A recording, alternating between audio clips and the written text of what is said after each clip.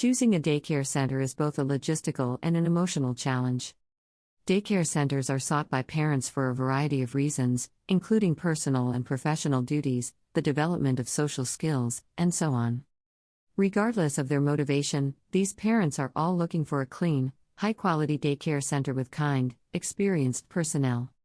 Parents should look for characteristics of a high-quality childcare business when researching and touring daycare facilities. The facility director should have a high level of education and experience in early childhood education and/or academic administration. Look up biographical information on the company's website and schedule a visit, taking special attention to framed degrees and certifications. Classroom personnel who are well educated and well trained.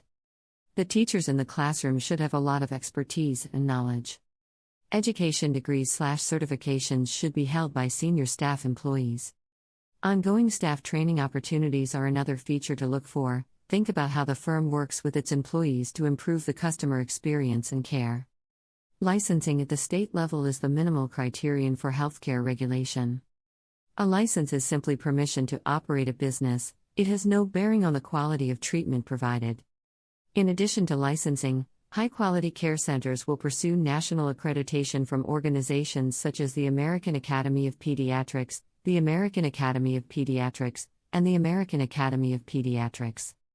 Health and safety inspections, employee qualifications, curriculum evaluation, and staff and family cooperation are all part of national accreditation. There's also a criterion for sandbox fullness and essential facilitation for nursing mothers. Each family's privacy and the safety of their children should be respected by facilities. A good organization will have clear and detailed procedures in place for signing children in and out.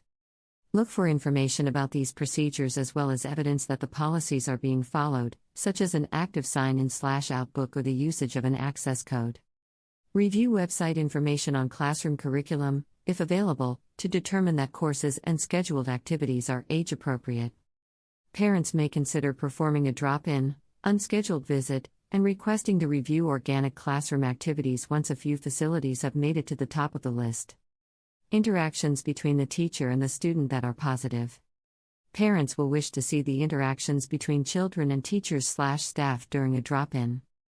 Are the kids normally content? Do they interact with instructors and staff freely and honestly, or do they appear unduly reserved? The behavior of children is a reliable measure of classroom dynamics. Nursery rhymes are particularly powerful because children learn best via repetition and structure. In a daycare setting, a regular routine is the greatest way to help youngsters engage with and understand their new environment. The routine should be placed on the walls, along with other kid-friendly photo and text resources, in addition to keeping a timetable. The daycare center should place a heavy emphasis on language arts and reading. When children interact with peers and adults who are not their parents in this context, they have the opportunity to develop their vocabulary and comprehension. Children's cognitive and reading skills are greatly aided by reading to them and enabling them to explore picture books. A comfortable and inviting reading area with age-appropriate books, see our list of the best baby books, and reading resources should be provided in the classroom. A daily story time should be included in the classroom's routine, in addition to encouraging youngsters to read. Preschool reading has been linked to language development, emerging literacy, and reading achievement. Racial, cultural, and neurological diversity are all important factors to consider. It's crucial for youngsters to see themselves reflected in their surroundings. In reading materials, classes, personnel, and/or other children in the classroom, a high-quality facility will reflect racial and cultural diversity. It will also welcome children of various abilities and needs, creating a community of understanding, support, and strengths-based learning.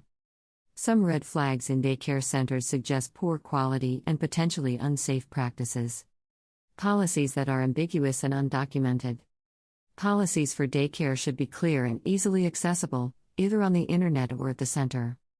In terms of security and safety, a lack of policy information puts the whole center function in jeopardy. Providing high-quality care for a large number of children is a difficult task, and child-to-teacher ratios should be kept low to fulfill each child's particular requirements.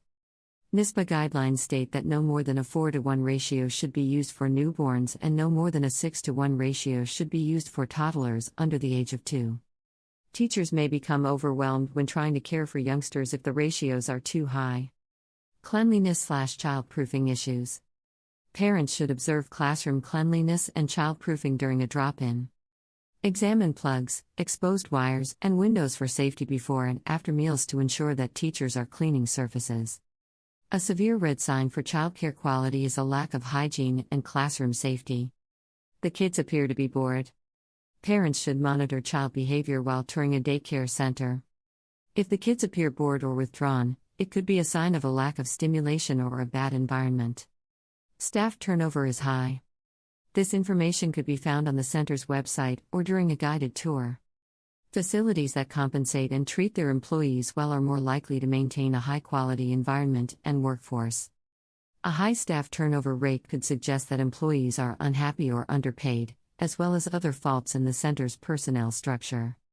The director of the facility should be accessible and responsive.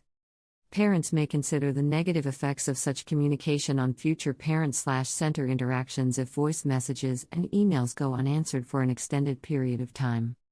Checklist for a daycare tour, questions to ask. Parents may want to start thinking about specific and personal questions to ask on prospect tours after narrowing down daycare centers to a top 2 or 3.